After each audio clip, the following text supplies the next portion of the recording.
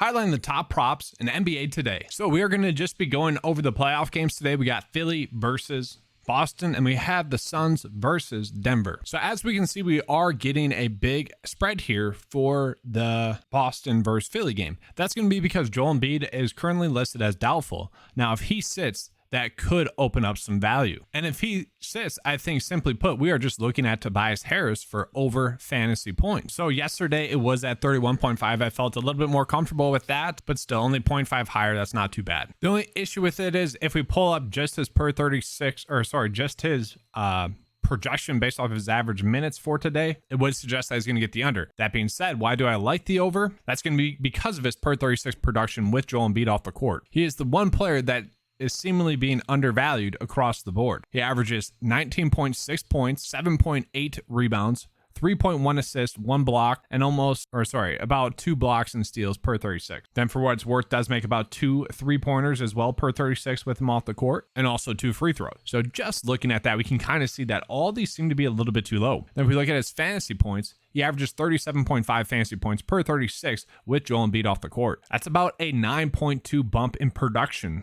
with him off the court. So if we just take that average here, bump it up 9 or so, we are gaining a big edge in the fantasy score. Now, the reason why this might not hit would simply be because this game blows out too fast and he doesn't get 36 minutes. It's the playoffs. I kind of expect him to still get around 38 minutes or so. Once again, this is going to be if Joel Embiid is off the court. All right, so I don't mind Maxey for over fantasy score as well. At the same time, this does feel a little bit too high, especially given the matchup that he has with Boston. I think Smart's a good defender. I think Malcolm Brogdon's a good defender as well. So I kind of expect Maxey to, be contained. But if we look at his per 36 production with Joel Embiid off the court, it does go up.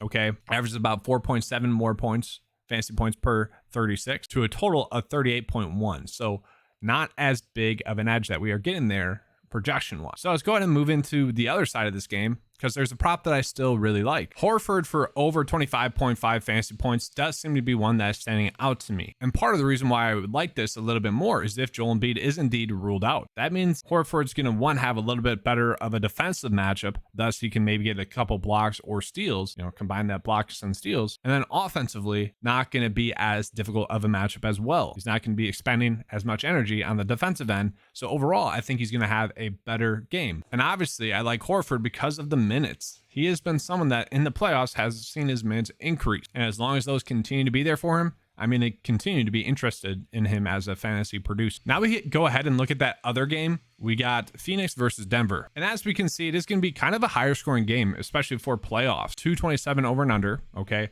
And then when we look at the spread, 4.5 in favor of Denver winning. And so really the only way I would feel comfortable probably betting on that game is going to be simply by doing a stack. Now, obviously, that last game ended up being a blowout with the Denver Nuggets just dominating. But the one thing I want to call is Devin Booker still had 40 minutes in that game. So if we're going to be getting Devin Booker getting 40 plus minutes against Denver, regardless of if it's a blowout or not, Booker is going to be intriguing to me there. And chances are maybe gets a little bit more run than that actually. Then if we look at Kevin Durant, he is someone that only saw 36 minutes in the last game. Okay, you add on maybe 8, maybe 6 more minutes to that, and he's easily getting his over there as well. And he has been someone that, yes, it's been close, but he has been able to get the overs there. Now, what's the difference between PrizePicks and something like DraftKings in terms of fantasy production? Well, DraftKings is favoring more of those double-double bonuses, but also KD has been turning over the ball way too much. Okay, 7 in the last game. If he's doing that, obviously it's going to be much more difficult for him to get the over fantasy points. And then lastly, Jamal Murray. He's been someone that I have been rostering a bunch on PrizePicks, or putting on my slip a bunch on PrizePicks, because his prop line has seemed a little bit too low.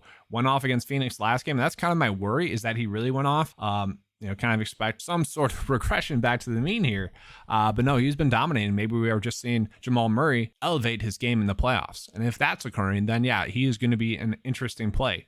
I kind of like all three of these, but I kind of like all three of these together. If I had to rank them, I guess I'd go Murray, Booker, KD, just simply because the KD turnovers have had me worried, although I don't expect him to have those turnovers tonight. All right, so here are my picks for today. Going to be looking at Tobias Harris over fantasy score, then also Al Horford over fantasy score. To me, those are the two best props that we are getting on paper. Now, a lot of you guys have been watching for the MLB DFS or MLB DFS prize picks content as well. I will be coming out with that on a separate video. Okay, I want to come out with the NBA video a little bit faster. It's just easier, less research goes into it, and I just want to pump that content out to you guys. So the MLB video will be out, probably an hour or two after this video is uploaded. All right, thanks for watching. Have a good slate, and as always, let's keep cashing. Oh, and if you guys want access to the 9-to-5 PrizePicks and Underdog cheat sheet, it is available for $10 a month. That's included with the awesome fantasy golf membership as well. All right, let's have a good slate.